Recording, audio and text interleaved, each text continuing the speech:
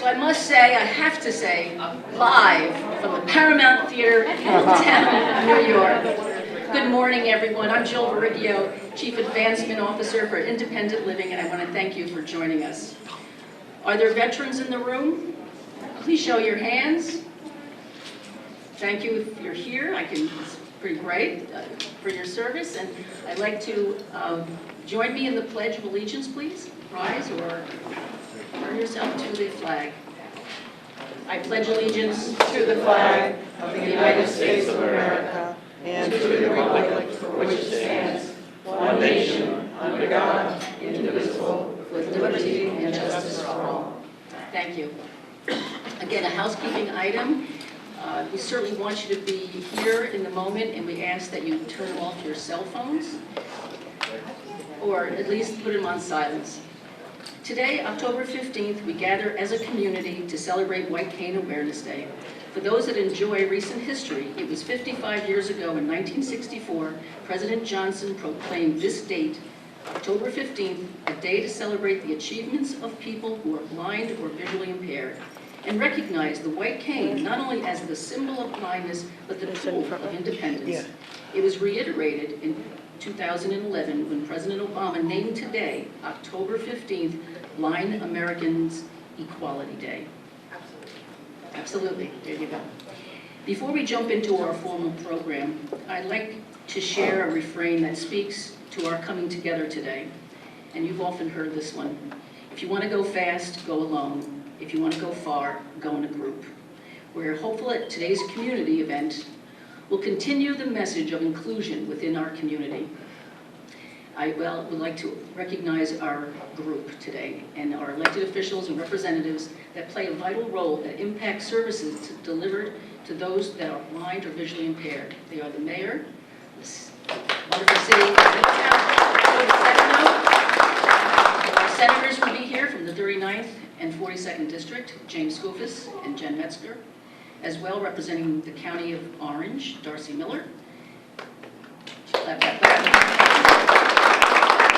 Orange President Christine Young is here being represented by Melanie Bukowski, and we have as well the Assistant New York State Commissioner for Special Education, Christopher Soriano.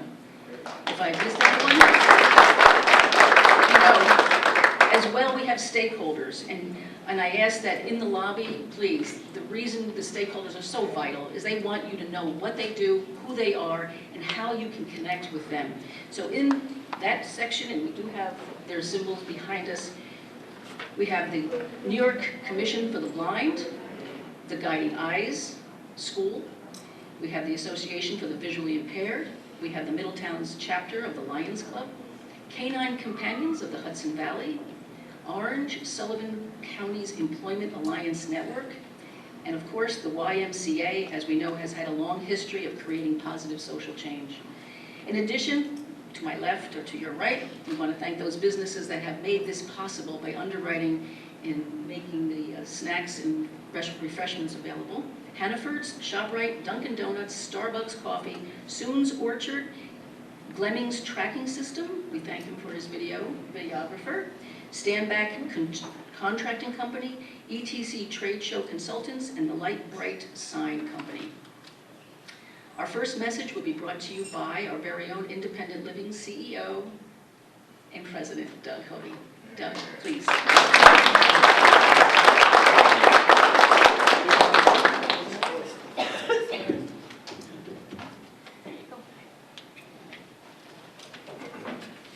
Good morning.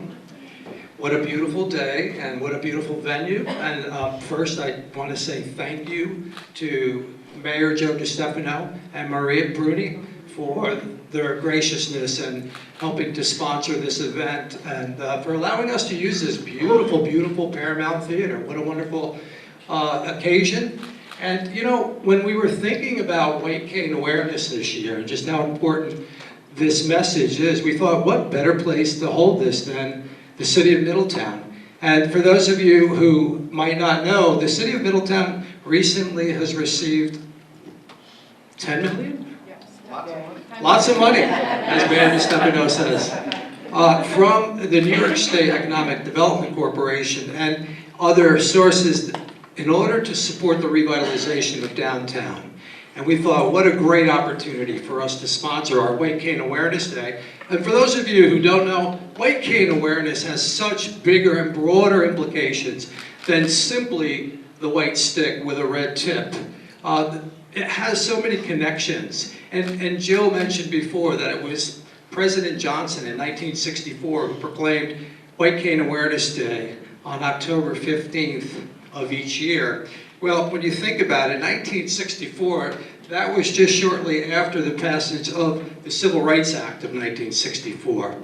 So there was a lot going on back at that time in recognition of the need to embrace differences, to embrace the common themes that we all share as human beings, and recognizing that we have unique differences. So the white cane is a symbol, not only a symbol, but it's a tool that helps people to navigate. It's a mobility device, just like my wheelchair is a mobility device for me to get around and to make accessibility much more easy. The white cane also has other connections here locally. We have something called Welcome Orange, which is the comprehensive, continuous integration of our system of care. So if you know, in Orange County, we've got several organizations that provide responsive services to support our people here in Orange County. Human service organizations, health and human service organizations. And so the Welcome Orange initiative is all about creating a more welcoming, understanding, open door programs and services to better serve people with all types of disabilities. Okay, whether you're blind or whether you have a physical disability, whether you have a hearing impairment, or whether you're aging. You know, the other thing that White Cane is connected to that we like to talk about is the Age-Friendly Communities Initiative. And here in New York State, there's been a lot of emphasis through the Office for the Aging to create more age-friendly communities. We all want to age in place. We all want to be able to continue to live in our communities. So when we talk about downtown revitalization right here and how exciting this is for the city of Middletown, we think about making improvements to the streets, making improvements to the walkability of the community, making curb cuts so that people can easily navigate and cross the streets safely. So there are a lot of connections to White Cane for that very reason. Just give me 1 second here. I just wanted to share a few statistics with you. For those of you who may not know, vision impairment is one of the leading causes of disability. And that's particularly true of people over the age of 65. And that might be due to age-related macular degeneration or other disease, or it might be as a result of an accident or a trauma that one might sustain. More than 2/3 of people with visual impairments are age 65 and older, okay? And the American Foundation for the Blind reports that in the United States, every 7 minutes, someone becomes severely visually impaired. Can you imagine that? Every 7 minutes in the United States, someone becomes severely visually impaired. And again, that might be as a result of an accident, a trauma, or disability, age-related macular degeneration, or other type of an illness. Diabetes, which is a condition that increases in prevalence with aging, is one of the leading causes of blindness in the United States. And the leading causes of visual impairments are diabetic retinopathy, cataracts, glaucoma, and age-related macular degeneration. So it's important to know that it can happen to anyone at any time. Any one of us could become blind or lose vision. White Cane Awareness Day, October 15th, was established as a National Day of Recognition and Public Education in 1964 again by President Lyndon Johnson. And you know, the white cane has actually been around much longer than that. If you go back to 1930, in a little town called Peoria, Illinois, there were several people who used white canes in that community.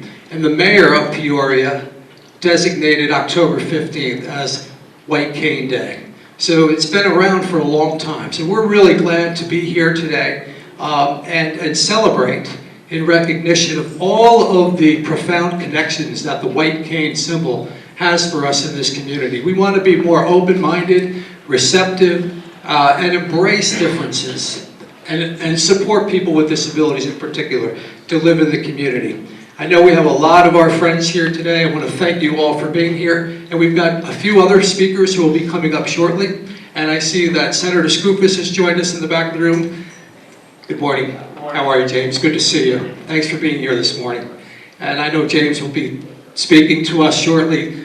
Senator Skoufis has a lot of good things going on in Albany relative to disability inclusion, which is very important to all of us. Okay? Thank you for being here.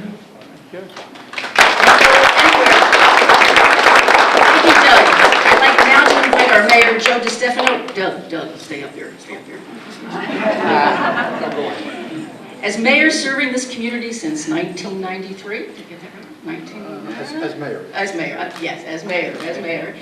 He continues to bring his vision to Middletown, and as you heard earlier, Middletown not only received the dollars for downtown revitalization, it was actually the first in the Hudson Valley. So in terms of a statement, you did it. With that, I turn it over to you. Good morning. Welcome to downtown Middletown. On this bright sunny day, I felt like Mr. Rogers when I woke up. I welcome you all to our neighborhood. I also would like to introduce our alderman from the 4th Ward, Jean-Francois. On my right, our police chief right next to him, Chief Uwanchu. We've already met Maria Bruni, who runs the Paramount Theater for the city, is our economic development director. All that's relevant how? Well, one, we're going to give Doug a nice proclamation today.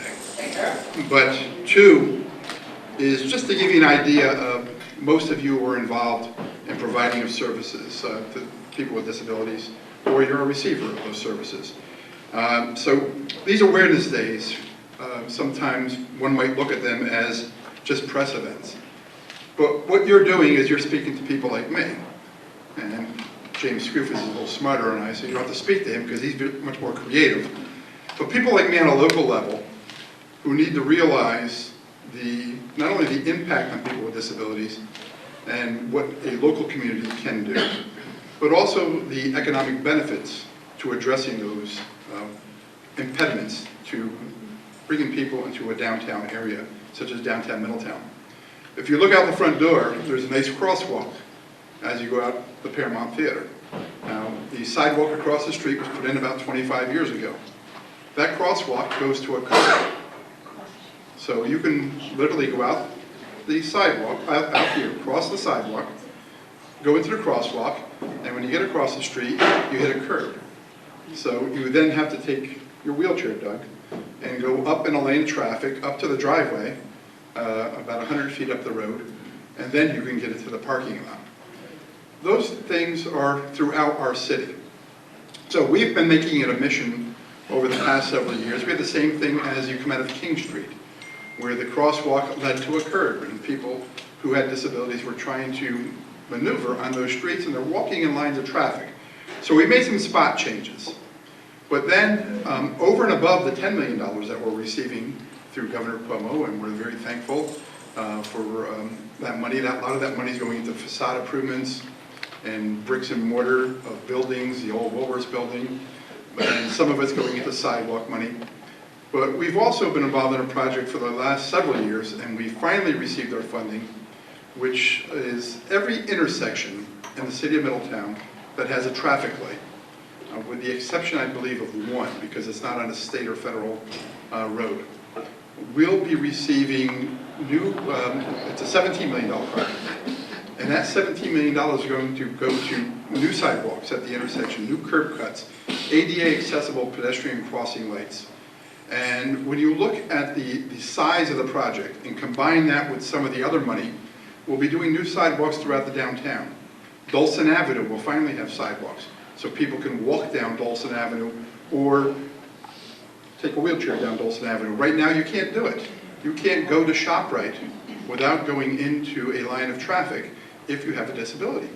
So this is a huge project for us. We're hoping to have it out to bid by sometime in November. Construction to begin in 2019 or 2020. But so these awareness days, that's who you're speaking to. You're speaking to people like me. You're speaking to people like Senator Scotus, Senator Metzger, and it's important that not only that we hear from you, but we hear from the people here that are with you today. So I want to thank you for all you're doing on behalf of these issues. Not only for that work, in Middletown, we've made our pools handicap accessible. Installing lifts at the Davidge Park Memorial Pool. We made several improvements in our playground equipment, and because it makes not only the right thing to do, but it's from our perspective, it's the right to do for the people, but it's also right to do for the city. It's good policy for the city, and people can enjoy a community much more than they can when you have pushing people out and not including people in. So on behalf of the city of Middletown, and unfortunately I forgot my glasses, so I'm not going to be able to read it. So Doug's going to have to read his own proclamation. It's in small print, so I'm going to give you, and I can yell at my secretary for making the font so small. But you're going to have to read your own. Maybe this is a first. Thank you. Thank you very much, Joe. This is wonderful. The proclamation, White Cane Awareness Day 2019. Whereas White Cane Awareness Day, annually proclaimed by the President of the United States, promotes sensitivity to the white cane as a powerful symbol of independence, self-reliance, and opportunity for people with visual impairments, and as an essential tool for increasing mobility and productivity. And whereas we recognize the significance of the white cane and the accomplishments of people with visual impairments, particularly in the city of Middletown, as well as the importance of the federal and state laws to protect their rights. And whereas we also recognize the efforts of independent living to enhance the quality of life for persons with disabilities, and especially on this day, to call attention to the unique challenges facing people who are blind and visually impaired. Therefore, I, Joseph M. DiStefano, Mayor of the City of Middletown, do hereby proclaim 10/15/19 as White Cane Awareness Day in the City of Middletown. Signed, Joseph DiStefano, Mayor of the City of Middletown.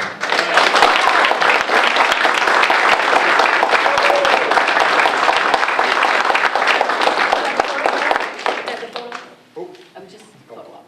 You guys are like photos. Okay, we love photos.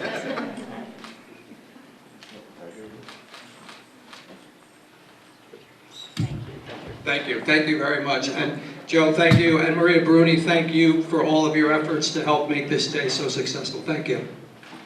Thank you, Doug. Thank you, Mayor. We know he's in the room. Next, our Senator from the 39th District, James Skoufis. His district includes Orange, Ulster, parts of Rockland County. He's chair of the Investigations and Government Operations Committee. He sits on various committees, agriculture, finance, internet, local government, transportation, etc. 6 years in the state assembly. He fought for the Hudson Valley working and middle classes. He's been the champion of better schools, stronger infrastructure, and leveling the playing field. Senator Skoufis, please join us.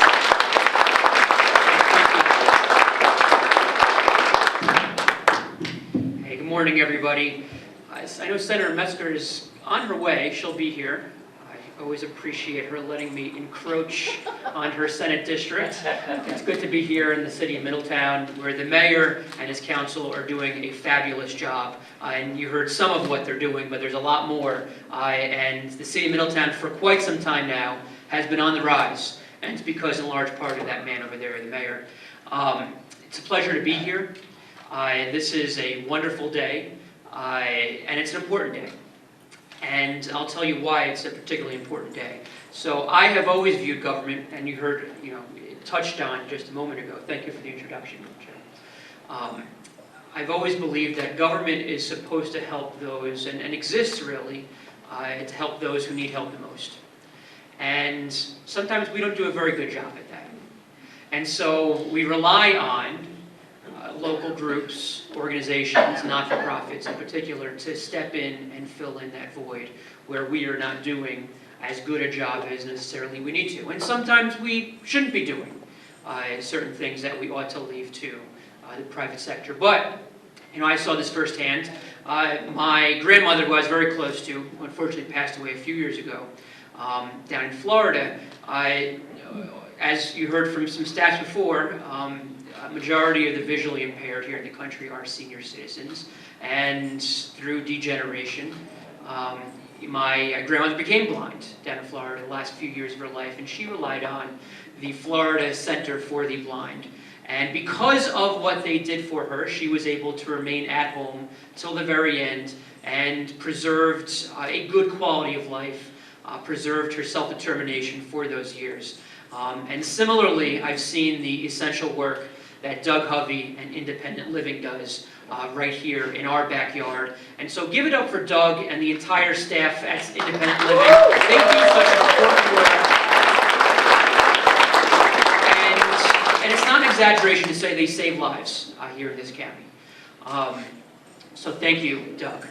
And to that end, I want to speak about, on my way here, I listen to podcasts now in my car. I just got, my old car was a 2006 Hyundai Elantra, and it was on its last leg, so I finally got caved and got a second car for the first time in my life. My wife and I have survived in one.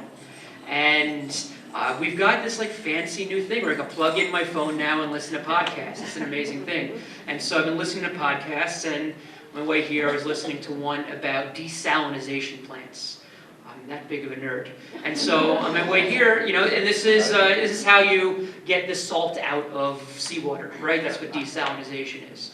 And it's through reverse osmosis. And it reminded me of one of my favorite posters that was in elementary school, and I suspect it was in a lot of elementary schools, and it was that poster of Garfield laying down on textbooks and explaining how he was learning through osmosis. And I sometimes think that politicians, present company accepted, think that we level that playing field and we help achieve disability rights by magic, through osmosis. You don't have to do anything. Unfortunately, that's not the case, and it requires, as Doug and any advocate knows here in the state, it requires significant focus and attention and resources by not just those advocates, but by elected officials. This does not happen through osmosis or any other magical means. And that's why I firmly believe we have an important bill that's pending right now that I want to briefly touch on. Right now, and it has been for many years since the Office for the Advocate for People with Disabilities was decommissioned, we have this hodgepodge of programming and funding sources throughout New York State agencies, where if you want to examine whether you qualify for access to home, you've got to go to community and homes renewal. If you want to talk about independent living funding, you've got to go, strangely enough, to the state education department. I know we have some folks from the Commission for the Blind here who do wonderful work. They're in the Office for Children and Family Services. And so this makes it extremely difficult, if you're a person with disabilities in the state, to figure out how to get help, to figure out what is going on. And so for some time, there has been a bill to reestablish this Office for the Advocate for People with Disabilities.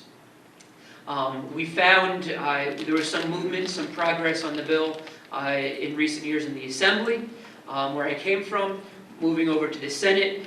This is the first year that this bill has now passed both houses. And so we're all watching the governor now.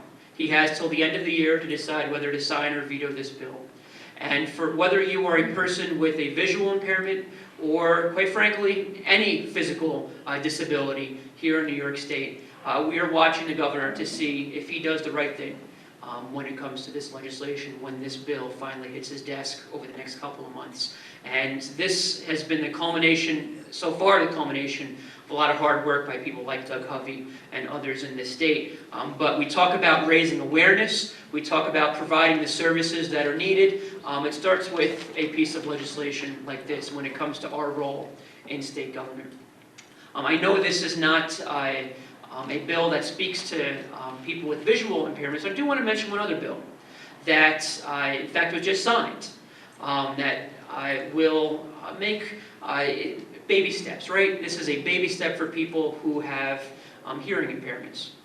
I've had a bill that's languished for a few years. It would always pass the Assembly, and it passed both houses and was signed recently by the governor, where if you have a hearing impairment and you are in a public space, whether it's a restaurant or whether anywhere where there are TVs on and playing, we've learned that sometimes it is difficult for a person with a hearing impairment to get the owner of that establishment or whoever's running the business or other place of public accommodation to put on closed captioning for you.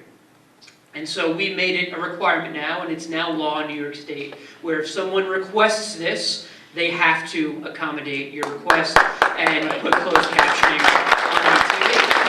So,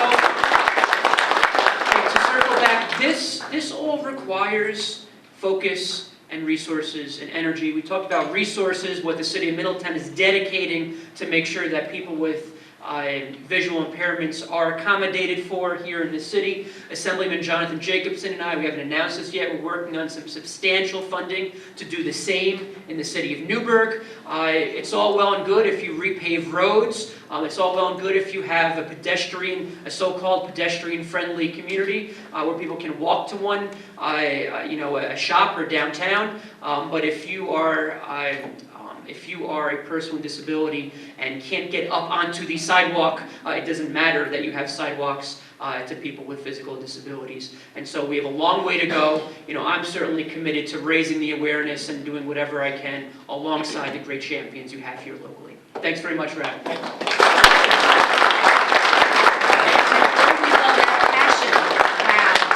Thank you so much for what you do, James Skoufis. Okay, next, where is he? New York State Assistant Commissioner for Special Education, Christopher Suriano. Mr. Suriano oversees all aspects of the implementation of the federal law called the Individuals with Disabilities Education Act. He started his career as a special education teacher 30 years ago. 2016, he was appointed by the Commissioner to oversee the Office of Special Ed's efforts to promote equity in education and excellence for students with disabilities. Please welcome Christopher Suriano. I too forgot my glasses, so don't go too far. I'll use yours. Good morning, everybody. I always have the talking points scripted out and never stick to them, so I will try. But I know we have other speakers, and I do want to say, first of all, good morning, and thank you for the invitation to this event and the opportunity to celebrate White Cane Awareness Day. It is an exciting opportunity for me because when I look at the symbols represented up here and logos from the organizations and agencies serving individuals with disabilities, it's critically important that while I get out and across the state quite often, it's usually in the educational venue where I'm in schools or at school-related types of activities and events or conferences, but it's always important to recognize how the work we do as part of the educational system, through the State Education Department, connects to the independence that's critically important as our students get older and get engaged in their post-secondary outcomes as well as post-secondary independent living. So how we bridge the gaps and make that transition smoother is something that the State Education Department is very much invested in, as all the way down to preschool. We are looking at a focus of early learning, which is really birth to grade 3, school age through high school, as well as then post-secondary, and how our students age and become independent whatever their aspirations are for post-secondary education, career, and independent living. So again, thank you for the opportunity to be here, and I challenge anybody out there from these organizations or agencies to really reach out to my office and the State Education Department and invite us to activities like this, because it does help with the awareness to bridge that gap between education and independent living. It's important to recognize, back up in history, we know the significance of the actual physical white cane, but also it's very important to recognize that and how that gave independence to visually impaired and blind individuals, and gives them the independence that so many of us take for granted in activities and settings that we don't even think about having a challenge to access. So the importance of the white cane itself goes back, as pointed out. However, it's to me the symbolism, which is why I want to make the connection while I have a few minutes with the mic. I want to take that opportunity to really bring the significance of the symbolism of the white cane to the educational world that I live in every day, and that the State Education Department, specifically the Office of Special Education and my colleagues throughout State Ed, are striving to improve outcomes for students with disabilities across New York State. We have, and I'm very open and honest about it, we have a significant amount of work to do as an education department when it comes to outcomes for students with disabilities. If you're not familiar with those outcomes, they are available online to see, but we do need to significantly improve our graduation outcomes. When we float around the mid 50% for students with disabilities graduating with a regular high school diploma, we have a lot of work to do. When we look at, we have approximately 80,000 preschoolers with disabilities in New York State. We have about approximately 480,000 school-age students with disabilities across New York State. And when you look at the outcomes of graduation in the mid-50s, as well as only mid-50% of those students are served 80% or more of the day in settings with their non-disabled peers. So again, when it comes to least restrictive environment and those performance outcomes, we really are challenged in New York State to do a better job, and that is something that I am committed to in my time back with the department in the last close to 3 years now, moving forward with some very aggressive plans and agenda to improve our outcomes. So when you look at the symbolism, back to the symbolism of the white cane, and why I'm very excited about being here today is to draw that connection. You'll look at the Office of Special Education. We have a blueprint for improving the results for students with disabilities statewide, and that blueprint really focuses around some key principles, and those key principles are those same key principles that the white cane symbolizes. We are looking at how do we increase awareness in general of others around the needs of individuals with disabilities, how we can improve their educational settings by meeting those needs and what needs to be done to create that awareness. Also building that self-advocacy in the actual individual with a disability through that awareness of others, but also awareness of their own needs and how they can advocate for themselves. Again, a key principle of our blueprint to improve results.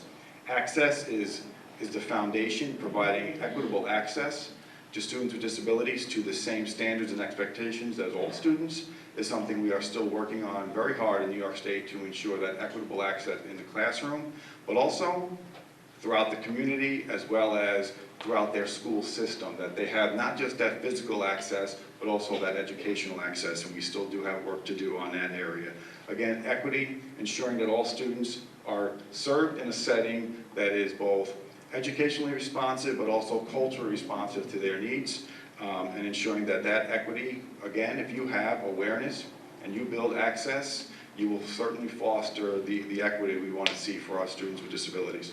And then finally, the most important for me is the area of inclusion. Again, in New York State, when only the mid 50% of our 480,000 school-age students with disabilities are served in settings with non-disabled peers for 80% or more of their day, we have some work to do to ensure that we are offering high-quality inclusive settings that provide that access.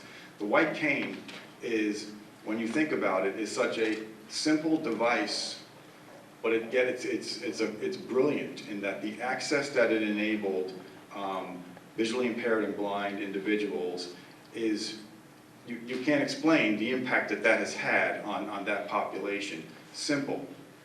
It's not going to take rocket science to figure out how we can offer high-quality inclusive settings for all students with disabilities. It takes simple ideas sometimes to open the door to that access. So that is something through our blueprint, that is something through my commitment and my passion to see that all students, to the maximum extent appropriate to their individual needs, are served in those high-quality inclusive settings. So again, the connection of education to agencies like the independent living centers, as well as the other agencies that we interact with, and I'm going to take a picture and get those logos so I know who to be calling. We really start to need to work together as part of state education department, alongside with our state government colleagues, to really move this agenda aggressively. So again, I thank you for the opportunity to be here today. I hope I get invited in the future to more events like this. And again, thank you. Also, hats off to the mayor. I go all over New York State, and you see many theaters like this boarded up. So to have something like this still available in the community is very encouraging. So nice job.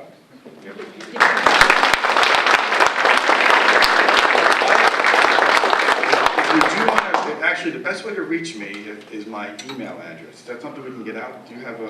You can share. Okay, it's christopher.soriano@nysed.gov. We also have a dedicated mailbox if you have questions or if you need resources. It's spec.ed@nysed.gov, and we are open to questions and those requests for resources, always. Wonderful. Thank you. Thank you.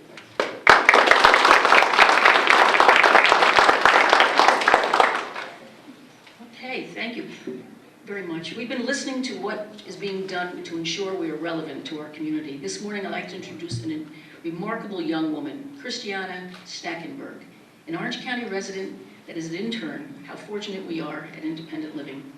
She strives to advocate for people with disabilities and other civil rights. She is seeking a degree in human services and advocates for any individual who may need it.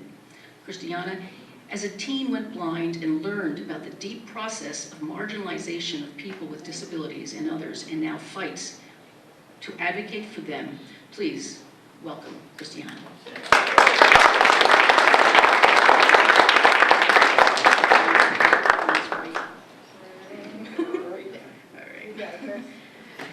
All right, good morning. My name is Christiana Schnackenberg. I'm an intern with Independent Living, and I'm also seeking a degree in human services. Today we're here to celebrate one of the most relevant tools regarding independence for people with blindness and visual impairments, the white cane. So what is the white cane for?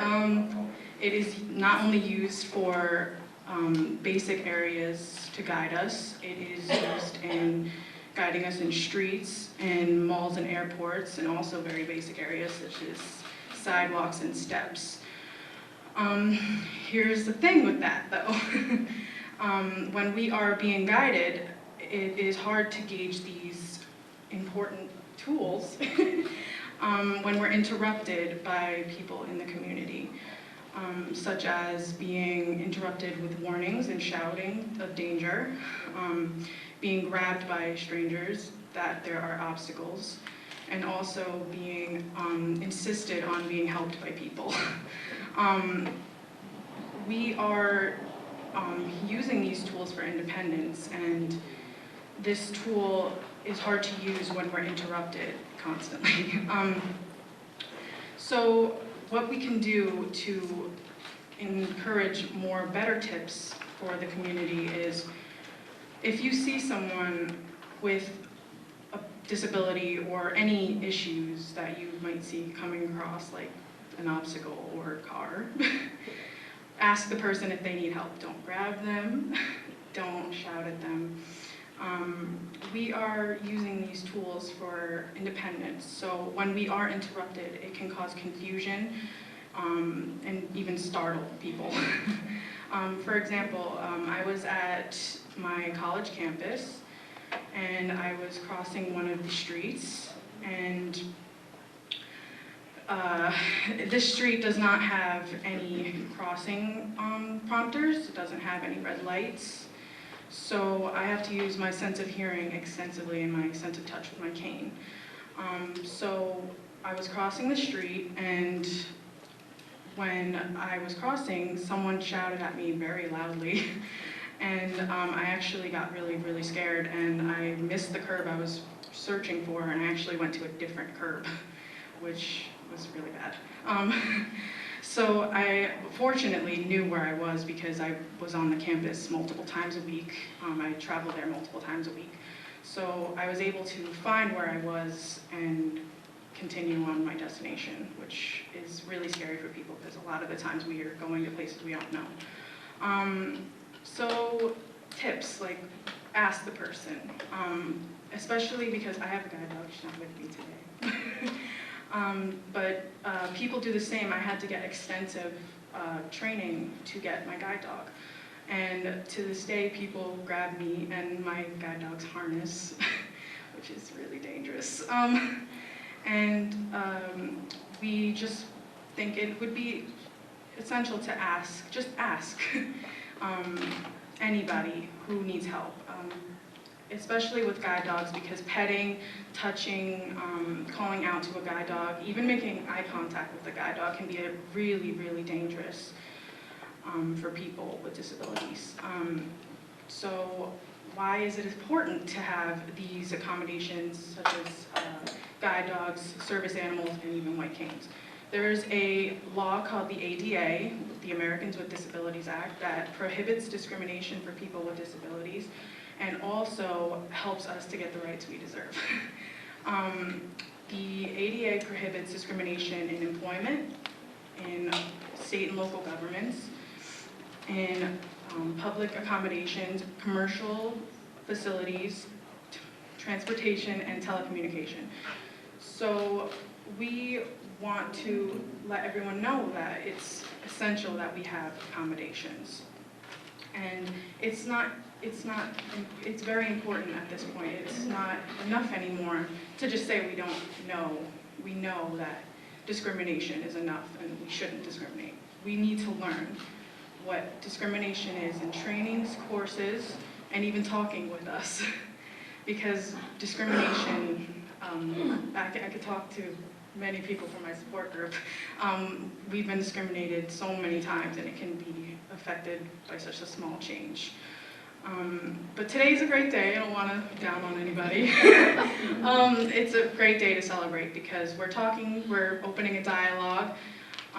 We want people, the mayor and senators, whatever, to know that we are open to talking and we want these things to change, and we want to be able to be safe in our community. And we are part of the same community, and we need to help fight for people who are discriminated against and need accommodations. So the white cane is one step in a direction towards independence, and with everyone's help, we can do so much more. So thank you.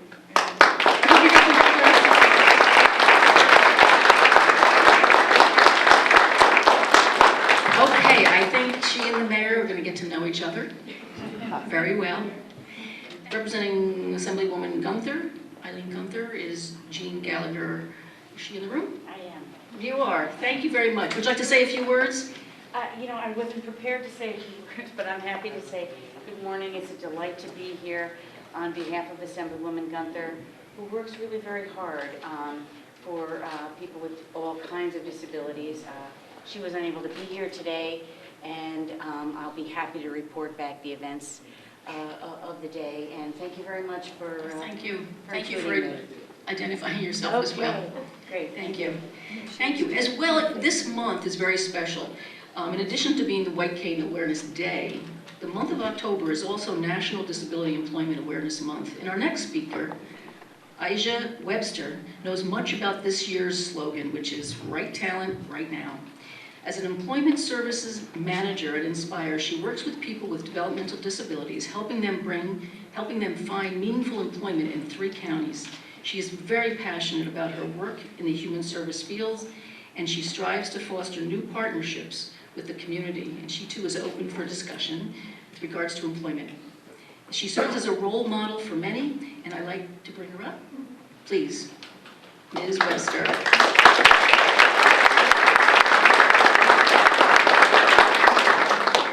All right, good morning, everybody. I'm glad that we are gathered here today to support a powerful movement. Everyone in this room has something in common. We have the ability to help change the quality of life for people with disabilities. The white cane is not only a tool for independent travel, it is a symbol for independence. Once upon a time, we were all children, and we all had a dream. Some of us wanted to become doctors, lawyers, police officers, or if you were myself, you were sure you were going to be a pink ballerina. Our parents and teachers encouraged us to shoot for the stars and reassured us that we can do anything if we put our mind to it. We knew that one day we wanted to be independent and pave our own way to success in any way that we saw fit. As of today, the number of people with disabilities who are employed is extremely low. 6 years ago, I decided to change my career path as I learned more about the human services field, and I joined the Ocean Committee, which has been serving the community for 14 years now. We are a group of organizations spread throughout Orange and Sullivan counties, and we share a common interest. We support people with disabilities, people who are visually impaired, mature workers, veterans, and people who are coping with mental illness. And we help them with finding integrated employment in the community. I see two of my committee members, Sandra and Wanda here, you can give a wave. We help them achieve independence by informing and educating employers and community organizations about the advantages of hiring the people that we support. We assist people from all walks of life with gaining their independence, and we give them the necessary tools to help them build their confidence and live a meaningful life. Wouldn't it be wonderful if everywhere we went, we saw a diverse workforce, where people of all abilities can showcase their talent and display their independence, their position of independence.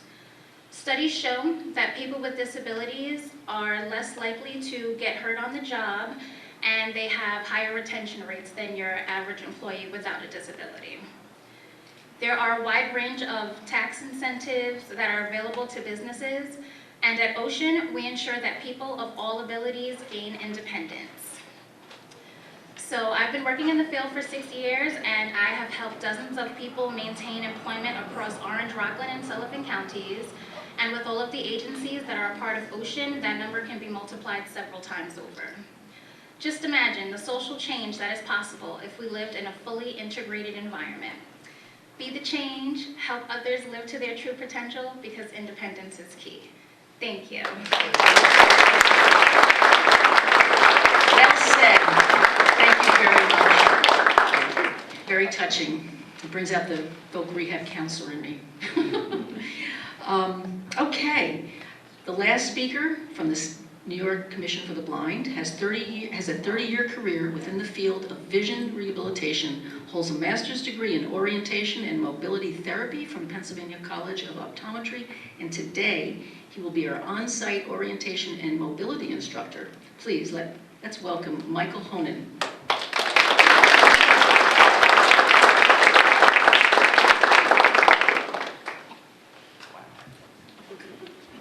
You warmed up the crowd for you, Michael. Thanks. Everyone kind of took my speech about the white cane. Okay, my name is Michael Honan. I'm with the New York State Commission for the Blind. Now, the Commission for the Blind has been an agency that's been around for like over 100 years now, about 103, 104 years. And we provide vision reconstruction. Speak to the mic. You can just pull it off if you like. No. Okay. We provide vision rehab services, and with our partnering agencies, we provide services in different, I guess, ages and stages of life. We provide children's services, which are mainly for youngins, up to a certain age. We provide education to the parents, teach them how to advocate for services for the children, as well as give the children an opportunity to get services that they'll need, whether it's mobility or rehab, and to get them on par. A lot of times there is a little bit of a lag with certain things because we're not getting information visually. So as part of the Commission's work would be to try to educate everybody to kind of get the child up to speed. Then we have transition services, and I hope I do this okay, because I was the transition coordinator. It's services from a certain age up until college and after college.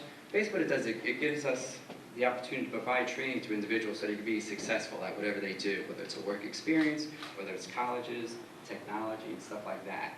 So we kind of get them on par with those things.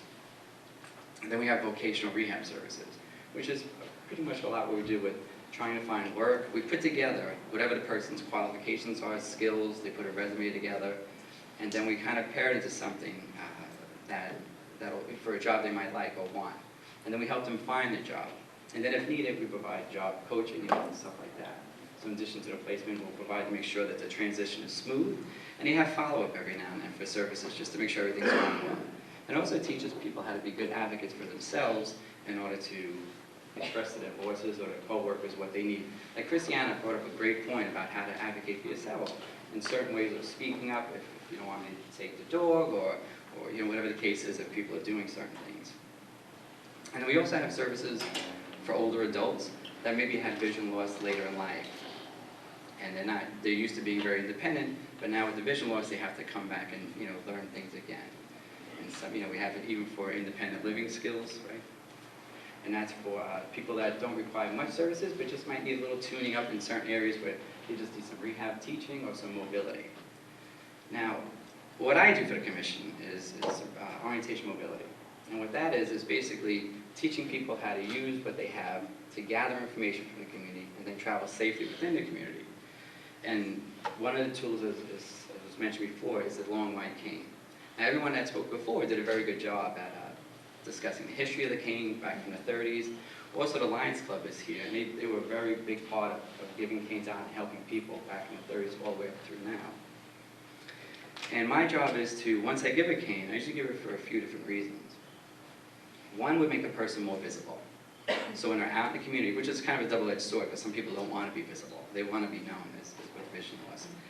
It allows a person when they're crossing streets to be seen a little bit better, and also going through large crowds of people to kind of navigate. It kind of clears a path. It kind of gives, and it's been expressed to me that it's like a parting sea, because people do move out of the way.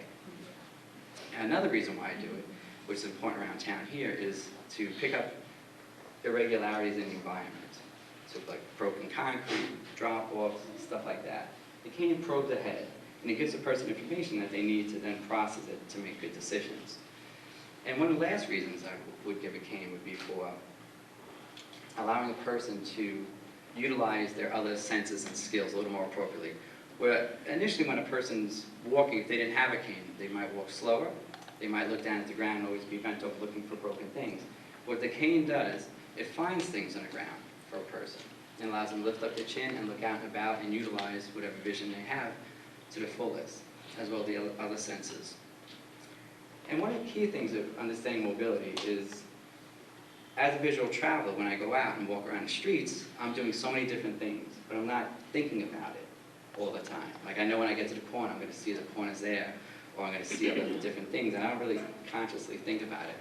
But when a person who has vision loss, when they're going about, they're doing many different things. It's almost like a task analysis. I got to do several different things, and these several different things gives me information on what I have to, what decisions I make. So Christiana was talking about not to yell at people and stuff like that, because they're going through a process in their head. When I get to the corner, I know there's going to be a cross breeze, there might be a slope, I might hit parallel traffic or perpendicular traffic. So just kind of focusing on all that. Where it's good gesture and this niceness of people that would help other people. It's just, I think, the gist of it was the way we go about asking for assistance. Now, there's many different things we could do as for tips when we work with people with blind, visually impaired, or using the cane. It's always good just to ask, if there's anything that can be changed. Like right now, when I look out here, there's glare coming in. Does everyone notice the glare? So something like that would be affecting a person with vision loss. And it's kind of all these different things. You can talk about it later. I don't want to take up too much time going on about it. But today is really about the white cane. And it's a symbol of power. It's a symbol of security for many people. And it's our hopes that we continue the awareness of it. It brings awareness to vision loss and stuff that everyday people that don't have it would have to be more conscious of it and stuff like that. So in closing, thanks for having me here. And afterwards we're going to do, if anyone's interested, to do just a little blindfold experience. Now we won't use a blindfold because I don't have that many. A simulation per se. and we can walk around a little bit and just give you an eyes closed, get an idea of what it's like to, again, to not have any vision. What kind of information you're taking from the environment, what are some of the things and concerns that you would think of, like, oh wow, now I'm aware of it. So then when I go out about my really everyday life, then I can say I can keep that in mind. So if anyone's interested, I'm more than happy to do it.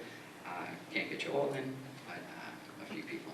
And that'll be outside, right? It could be, we'll start from in here. And again, understand nothing's going to happen. I'm going to take perfect good care of you. Safety first. You can open your eyes and stuff like that. So we can start here. We can work outside if anyone's interested. If anyone wants to try using a cane, they can get an understanding of what kind of information it gives you. This is a standard cane, it's not the Yeah, technology. it's just a regular cane. Just a few people have here. It might not be the right size for everybody. But basically, does it transmit information from the ground up into you, to your arm, and then you can make decisions. Yes, basically. And that's it.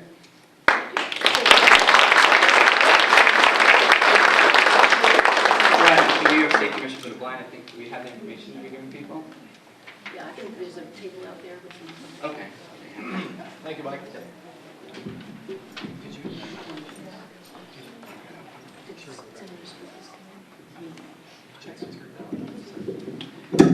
We just want to check to see if Senator Metzger was able to join us. I know she was running behind schedule today. So, and before we close, I just wanted to also take a minute to recognize Mike did a nice job of talking about tips and mobility instruction that he's been doing for many years. He also mentioned the Lions Club, and I do know that Dave Bechtel is here, and Roland Leibold. Are they still here?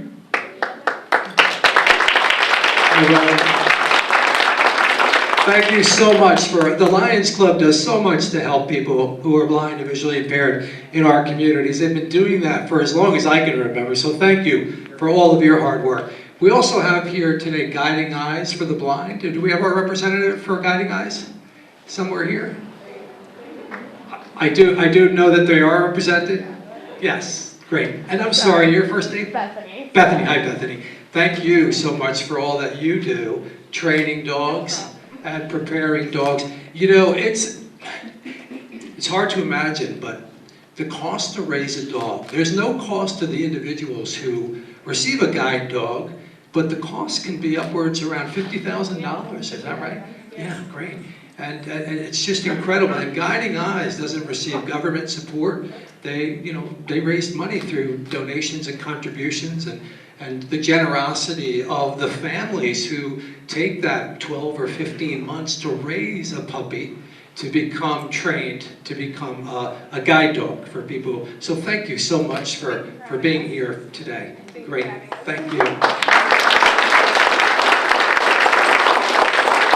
We also have Canine Companions. Kara Dorsey is in the back there representing Canine Companions, the Mid-Hudson chapter, another wonderful organization that raises and trains dogs to provide companion and support. They're service animals, right?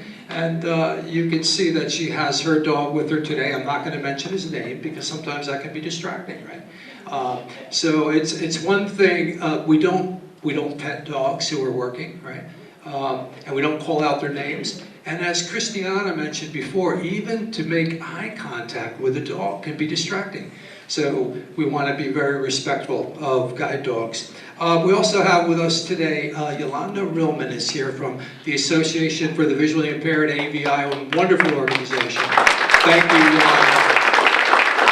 Oh, I'm sorry. We also have the Executive Director, is that, yes, I'm sorry. Beth Duboff. Beth, hi Beth. Nice to see you here today also. Thank you. Thank you. We've been working with Yolanda for so many years, and the AVI organization has just been fabulous. They do great work. Okay. So you. Oh, thank you. Thank you. And we also have, where's Carla from Visions?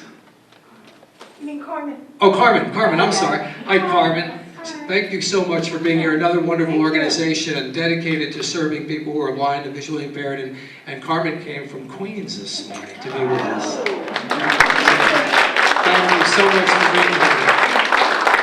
And I know we had our ocean speaker, Aisha. That was wonderful. Thank you.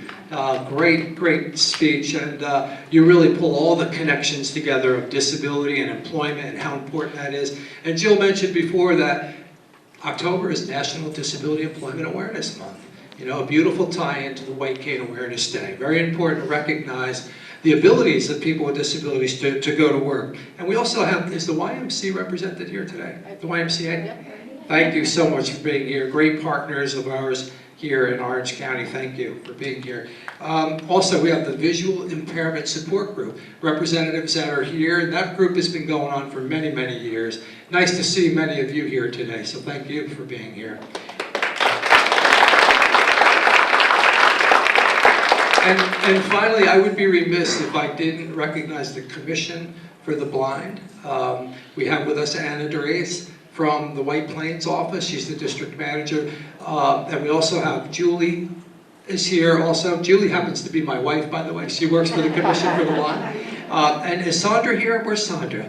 Oh, hi Sandra. And Sandra is an amazing VR counselor who works in this region supporting people with visual impairment. So thank you all for being here. I appreciate that. And then one last recognition. I did want to recognize my board president is here with us. That's Chris Itterman. Chris, if you just wave. Chris is the president of Independent Living. I want to also mention Kara Dorsey, who's with Canine Companions in the back, is our vice president of the board of directors, and she's here with us, of course, today. And then Joe Ranney, another board member of ours, is standing in the back of the room. Thank you for listening. And with that, I'm going to turn the mic over back to Jill. Thanks. Thank you, Doug. Wonderful. Thank you all for being here. I do want to give a shout out to our committee, our planning committee, Maria Bruni from the city of Middletown, Caitlin McNamara, Stephanie Sandy from the planning department, as well as our team from Independent Living, Tommy G, Nora Shepard, Josie Longstreet, Harry Moulet, Christiana Snackenberg, and Linda Purcell from Fordham. Thank you very much. Enjoy the day, everybody.